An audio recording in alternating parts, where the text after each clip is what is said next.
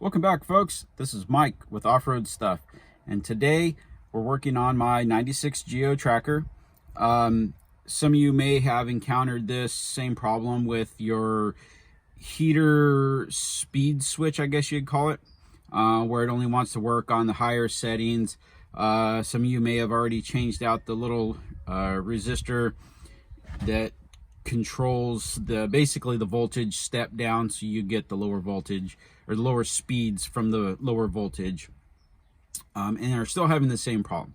Mine was only working on like the third and fourth setting, sometimes the second setting. If you wiggled the knob, it would work. The lowest setting would never work. So I got in here, started looking around, and come to find out that it's just a design flaw most of the time. Sometimes they are burned out, but the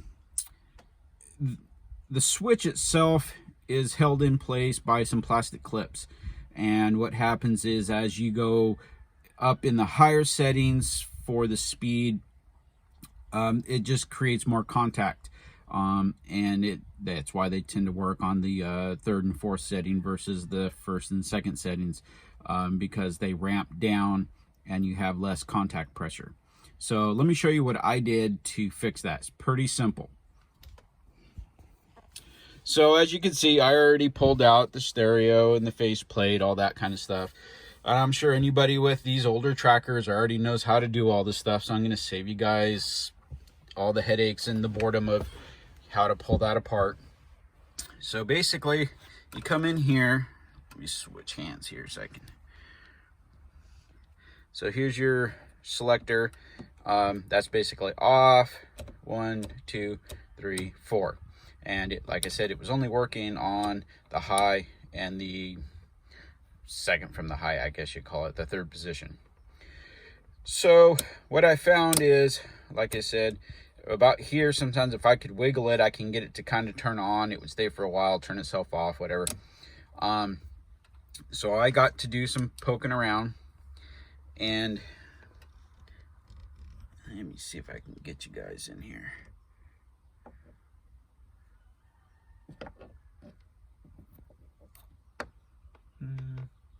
Okay.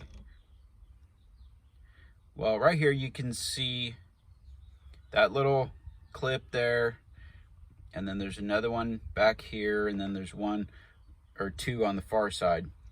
And what you'll find is you can come in here, and when you grab this little knob, if you kind of give it a little twist, you'll see it trying to lift up in there. So, and I'm talking about, where is it? This guy right here.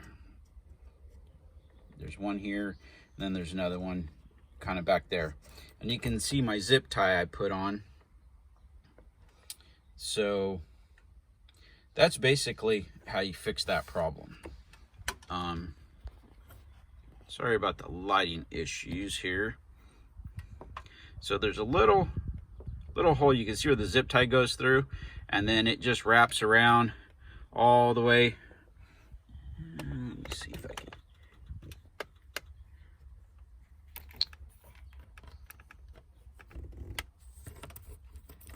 We'll just push that in there for now.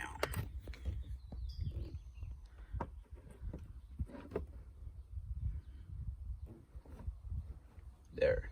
You can see the zip tie just kind of wraps around underneath.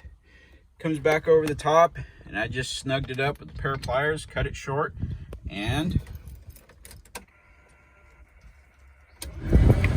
whoa, she's on high. Whoop, sorry about that, almost dropped you guys. So there's off. There's one. Can you hear that?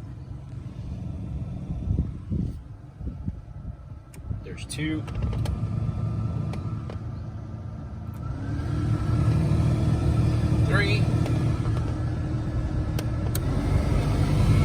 And 4. And off. And then basically just put everything back in the same way you took it out. This is Mike with Off-Road Stuff. Don't forget to hit the like button, subscribe, hit the bell so you get notifications, and share with your friends. Be safe. See you on the trail.